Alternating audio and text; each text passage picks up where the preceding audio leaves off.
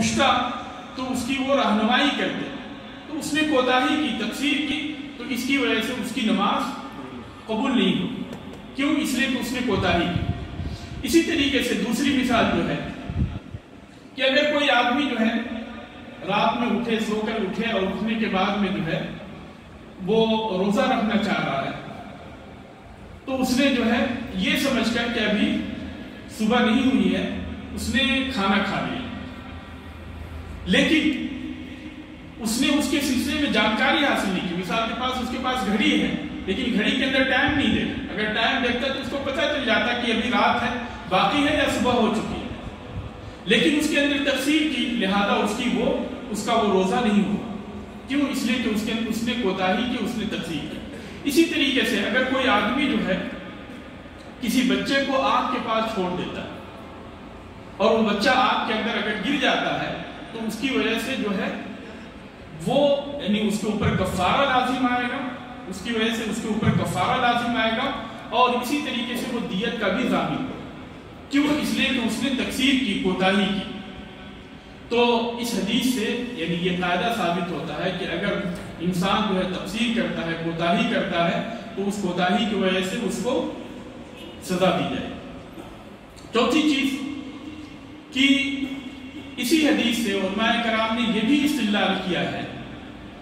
کہ انسان جو ہے خاص طور سے عورتیں جو نیل پالش وغیرہ استعمال کرتی ہیں، تو اگر اس کے اندر وہ کوتاہی کر رہی ہیں، اگر انہیں وضو کرنا ہے اور وضو کرنے سے پہلے انہوں نے اس کو ضائع نہیں کیا، ختم نہیں کیا، اور اس طریقے سے جب وہ وضو کریں گی تو وضو کرنے کے وقت جو ہے ان کے ناخن تک پانی نہیں پہنچے گا، جس کی وجہ سے ان کا وضو نہیں ہوگا، اور جب وضو نہیں ہوگا تو نماز نہیں ہوگی، تو اس کی وجہ سے ان کو عذاب ہوگا۔ لہذا اس طرح سے سستی کرنا جائز نہیں۔ علماء کرام نے اس سے یہ بھی استدلال کیا ہے کہ اس طرح سے سستی کرنا جائز نہیں ہے کہ اگر انسان اپنے جسم کے اوپر کسی چیز کو لگایا ہوا ہے، لیپ لگایا ہوا ہے، جیسے مٹی کا لیپ لگایا ہو یا کسی بھی چیز کا، یہ نیل پالش وغیرہ کا اگر لیپ لگایا ہو، اور جب وضو کا وقت ہے تو اگر اس لیپ کی وجہ سے پانی اس کے جسم تک سرایت نہیں کرتا ہے تو پھر ایسی صورت میں اس کو ختم کرنا ضروری ہے، اور اگر بغیر ختم کیے وضو کرتا ہے اور پانی سرایت نہیں کر پاتا، پہنچ نہیں پاتا ہے، تو اس کی وجہ سے اس کو عذاب ہوگا۔ اسی طریقے سے اس حدیث کے اندر اس بات کی بھی دلیل ہے کہ ایک عالم کے لیے ضروری ہے کہ لوگوں کو مسئلے بتاتے ہوئے اگر کوئی بڑا جرم ہے تو اس جرم کی تحدید کرتے ہوئے، اس گناہ کی تحدید کرتے ہوئے اللہ تبارک و تعالیٰ کی طرف سے جو وعید ہے اس وعید کو بھی بیان کرے۔ اللہ تبارک و تعالیٰ کی طرف سے جو وعید ہے اس وعید کو بھی بیان کرے، کیونکہ نبی کریم صلی اللہ علیہ وسلم نے اس وعید کو بیان کیا، اور آپ صلی اللہ علیہ وسلم نے فرمایا کہ ایسے لوگوں کے لیے جہنم کی وادی۔ اس کے بعد مصنف رحمہ اللہ نے ابو ہریرہ رضی اللہ تعالی عنہ کی حدیث ذکر کی ہے۔ وہ کہتے ہیں نبی ہریرہ رضی اللہ عنہ ان رسول اللہ صلی اللہ علیہ وسلم قال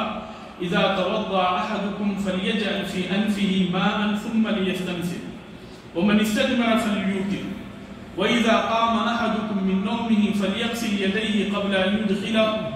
أن يدخلهما في الإناء ثلاثا فإن أحدكم لا يدري أين باتت يده وفي لفظ لمسلم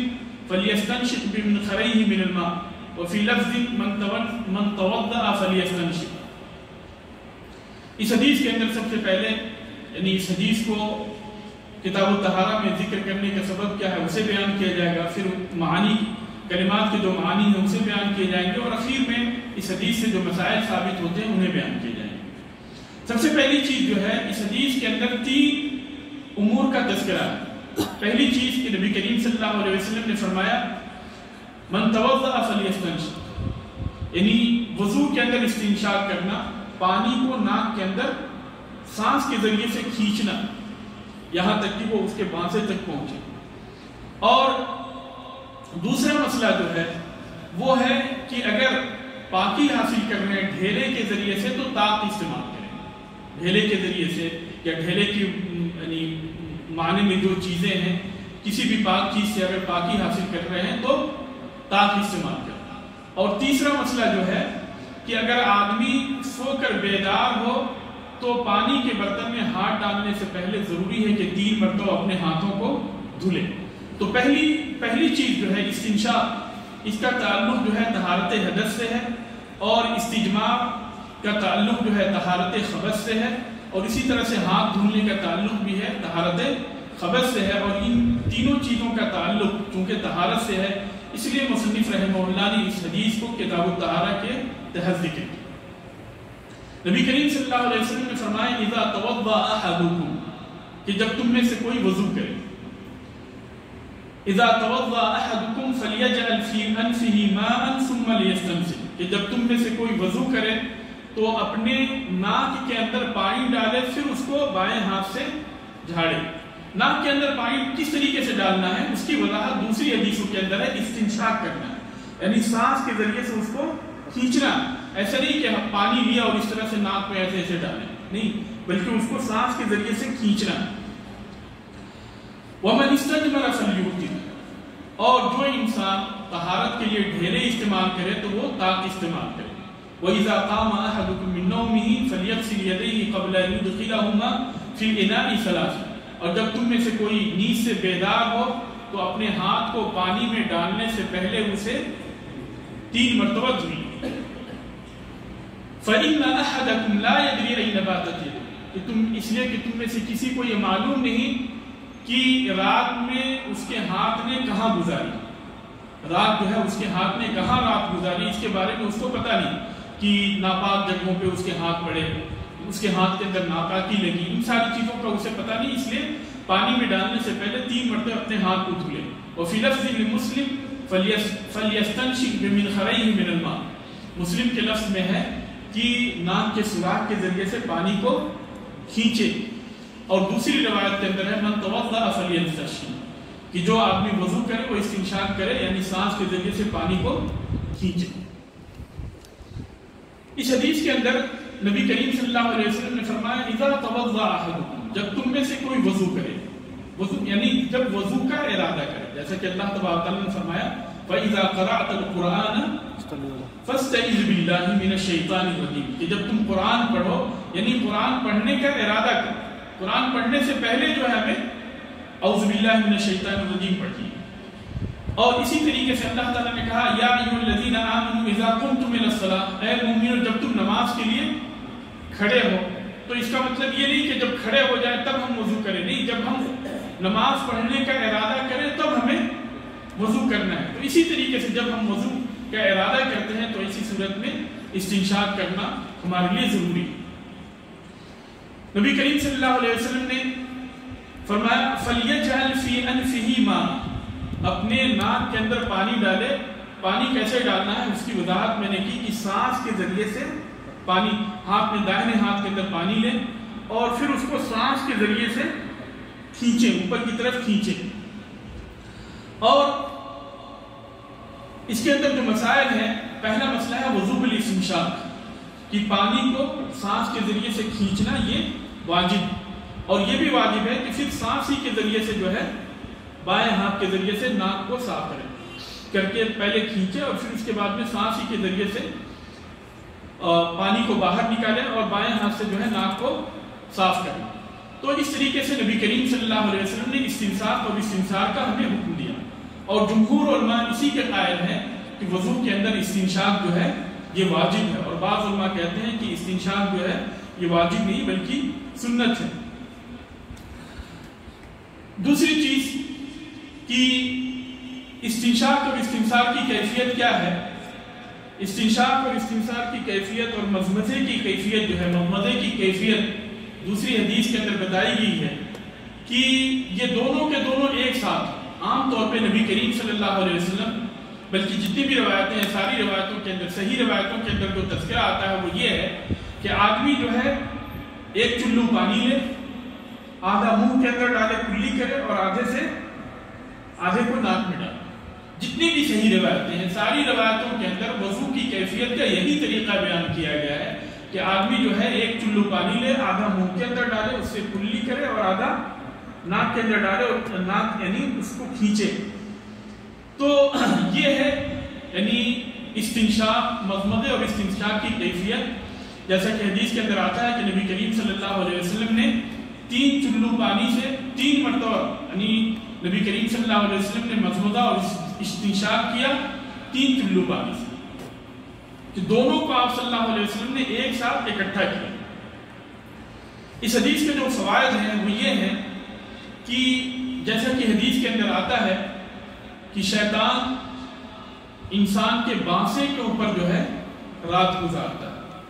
اس کی کیفیت کیا ہے اللہ تبارک تعالیٰ بہتر جانتا ہے، لیکن ہمارے اوپر ضروری ہے کہ ہم اس چیز کے اوپر ایمان لائیں کہ شیطان انسان کے بانسے کے اوپر رات گزارتا ہے، لیکن اس کی کیفیت اللہ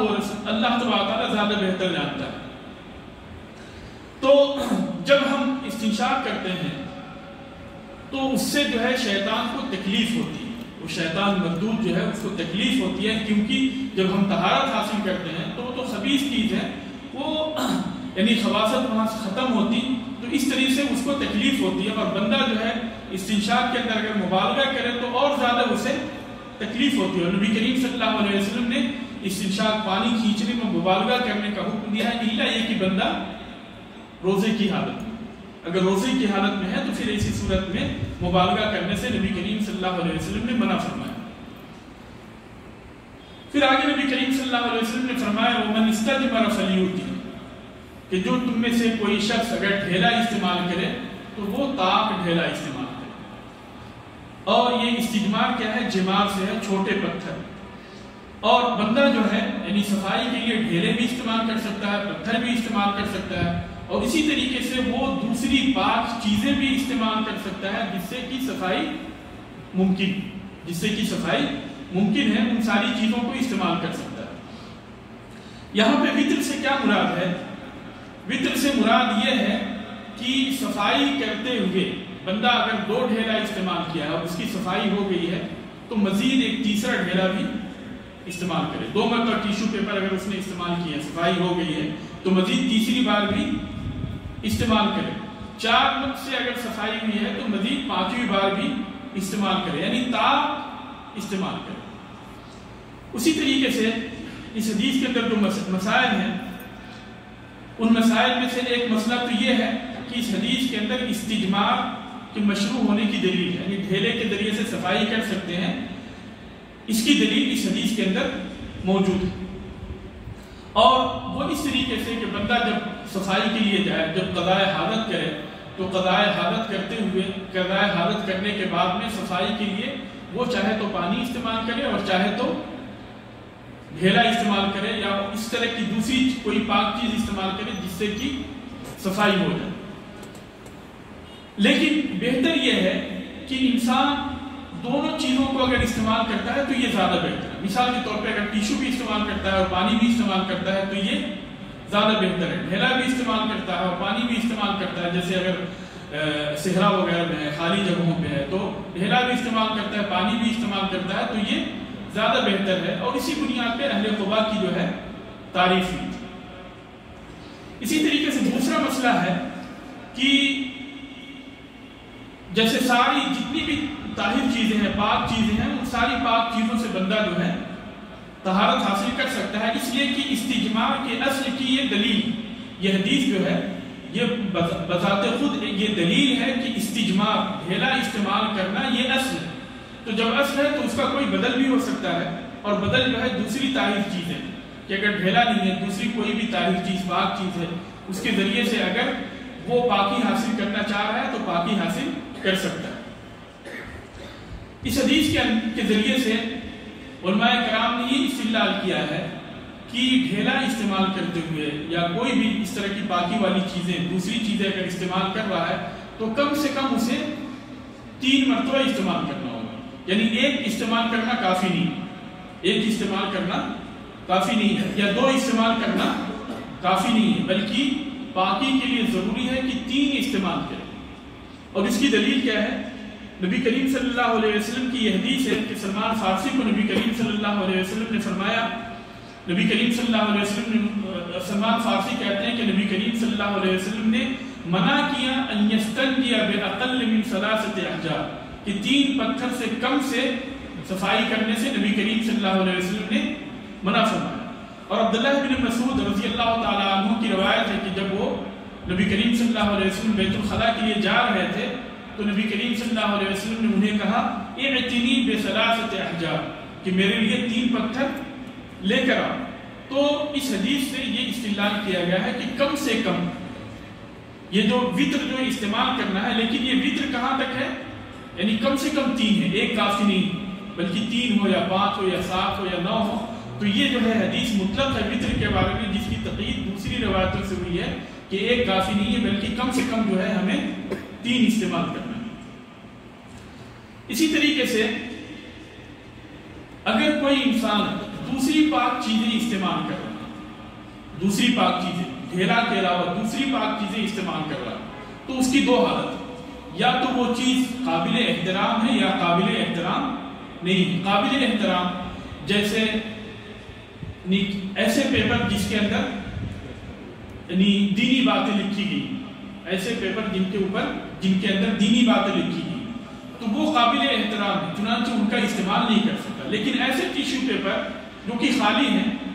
تو ان کو وہ استعمال کر سکتا ہے۔ اسی طریقے سے اگر اس کا تعلق کھانے پینے والی چیزوں سے ہے تو اس کی بھی 3 حالت ہے، اس کی بھی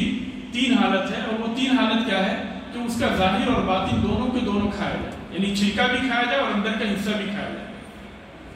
تو پھر ایسی صورت میں اس سے پاکی حاصل کرنا جائز ہے، جیسے فراولہ وغیرہ کہ اس کے چھلکے سے پاکی حاصل نہیں کر سکتے، اس لیے کہ وہ بھی کھاتے ہیں اور اس کا اندر کا گودا بھی کھاتے ہیں۔ لیکن جیسے برتقال ہے تو اس کا چھلکا جو ہے پھینک دیتے ہیں، تو پھر اگر برتقال کے گودے سے اندر کے حصے سے اگر کوئی شخص جو ہے پاکی حاصل کرتا ہے تو نہیں کر سکتا، لیکن اگر اس کے چھلکے سے حاصل کرنا چاہے تو کر سکتا ہے۔ اسی طریقے سے دوسری چیز یہ ہے کہ مما یؤکل ظاہرہ ولا یؤکل باطنہ، جیسے کہ سنترے کی مثال، جیسے مما یؤکل ظاہرہ ولا یؤکل باطنہ، جیسے کھجور ہے کہ اوپر کا حصہ کھاتے ہیں، اس کی گٹھلی نہیں کھاتے ہیں۔ تو اسی طریقے سے دوسری چیزیں جس کی اندرونی چیز نہیں کھائی جاتی ہے، اور اگر اس سے پاکی حاصل کرنا ممکن ہے تو اس سے پاکی حاصل کر سکتے ہیں، لیکن اگر وہ چیز کھائی جانے والی ہو تو پھر ایسی صورت میں اس سے پاکی حاصل نہیں کر سکتے، جیسا کہ نبی کریم صلی اللہ علیہ وسلم نے ہڈی سے بھی منع فرمایا، کیونکہ نبی کریم صلی اللہ علیہ وسلم نے ہڈی کے بارے میں کیا کہا کہ یہ جن کا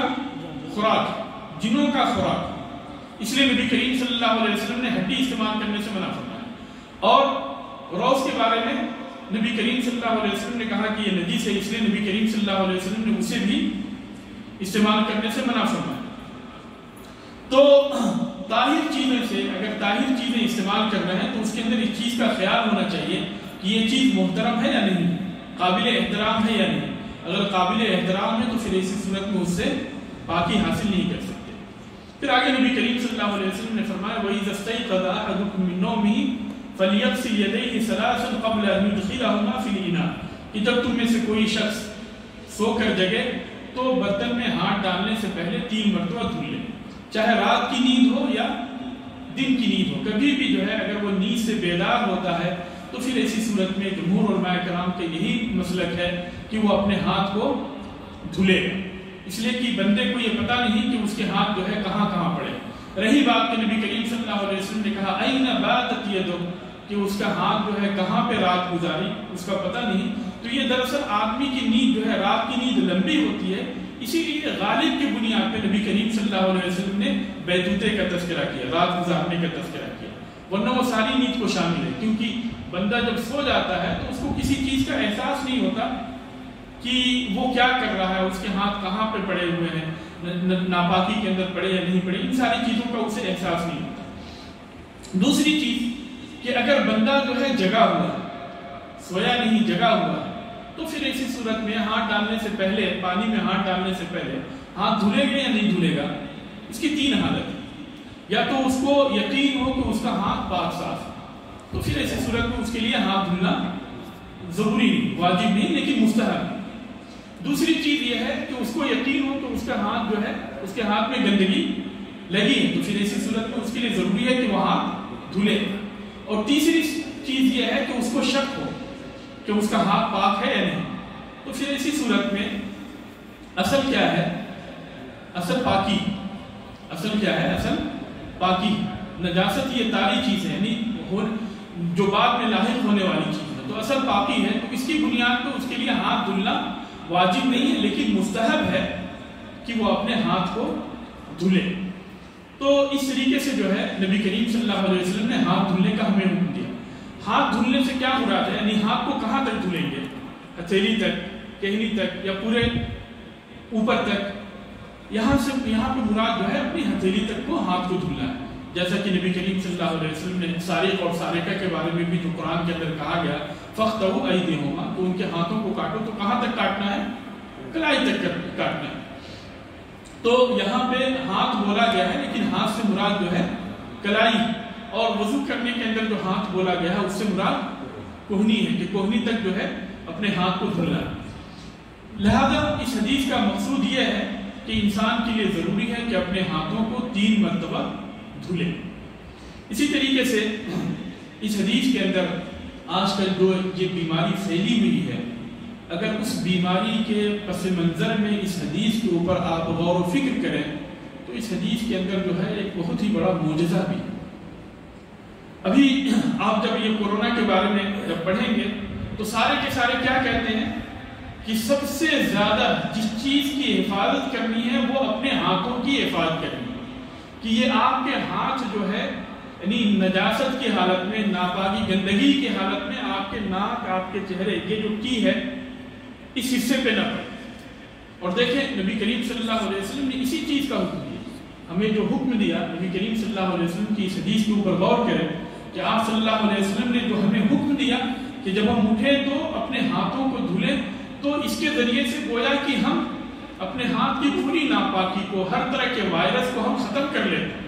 اس لیے کہ اگر اسی ناپاک ہاتھ کو اگر پانی میں ڈالتے ہیں تو اس پانی کے اندر ناپاکی پھیلتی ہے، پانی نجس ہوتا ہے، ناپاک ہوتا ہے، اور پھر ایسی صورت میں وہی پانی جو ہے ہمارے منہ کے اندر جاتا ہے. تو اس طریقے سے وہ وائرس جو ہے ہمارے اندر داخل ہو جاتے ہیں. لیکن جب ہم نبی کریم صلی اللہ علیہ وسلم کی اس حدیث کے اوپر عمل کرتے ہیں تو پھر ایسی صورت میں اللہ تبارک و تعالیٰ ہمیں بہت ساری بیماریوں سے، بہت ساری مصیبتوں سے اللہ تبارک و تعالیٰ ہمیں محفوظ رکھتا ہے. اللہ تبارک و تعالیٰ سے دعا ہے کہ اللہ تبارک و تعالیٰ ہمیں نبی کریم صلی اللہ علیہ وسلم کی سنت کے مطابق عمل کرنے کی توفیق عطا فرمائے. نبی کریم صلی اللہ علیہ وسلم کی ایک ایک حدیث کو سمجھنے اور اس کے مطابق عمل کرنے کی توفیق عطا فرمائے. اللہ تبارک و تعالیٰ تو ہمیں علم کی سمجھ عطا فرمائے. اللہ تبارک و تعالیٰ ہمیں زیادہ سے زیادہ علم عطا کر اور ہمیں اس کی سمجھ عطا کر اور اس کے مطابق ہمیں زندگی گزارنے کی توفیق عطا